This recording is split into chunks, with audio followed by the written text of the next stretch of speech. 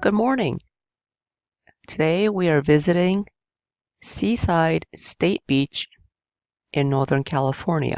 Seaside State Beach is only 3.8 miles from the Monterey Bay Aquarium. It takes only 11 minutes without traffic.